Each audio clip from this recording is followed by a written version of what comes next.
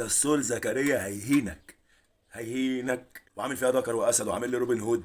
ادي اخرة الشقاوة يا عمنا، عيش وحلاوه. مش انت من شهرين ثلاثه كنت مقدم فينا بلاغ عشان ردينا عليك؟ ويا ريتنا شتمناك كمان، ده احنا قلنا الكلام اللي انت بتقوله لما قلناه لك انت بس زعلت. امر ان كل البلاغات اعتقد دلوقتي بقت 300 بلاغ، وصور هتطلع جايز يا ابني، صور هتطلع عشان الناس تشوف المجرمين دول. شتمونا ليه؟ يا اخي انا بطلع بقول جمهور الاهلي ده جمهور عظيم، مش انت بتقول الاهلي؟ طب ما هو اهلي عظيم.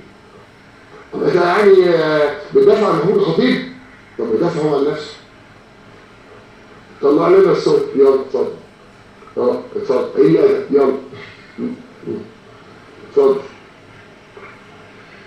النهارده هتقضي احلى ليله دخله في حياتك مع السول زكريا حبيبك. هيعرفك مين الاسود ومين لا مؤاخذه لا بلاش. هتعرف تمامك النهارده. ليلتك سعيده يا غاليه، ليلتك سعيده في السجن يا غاليه. وادي النطروني رحب بيكي. احلى قميص نوم النهارده هتلبسيه. بس بجد بجد الاسيست بتاع محمود الخطيب ليك يا مرتة احلى من اسيست محمود علاء لقفشه. اه والله. حبيبي يا مرتة، حبيبي والله لو في ايدي لاجي ازورك. اجي ازورك، هو اشمت فيك عشان انت طلعت صورنا على قناه نادي الزمالك وقلت علينا حاجات ما حصلتش اصلا، وقعدت تشتم فينا وتقول كلام وحش علينا، واحنا ما عملنالكش حاجه، احنا بس ردينا على قله ادبك اللي انت بتعملها.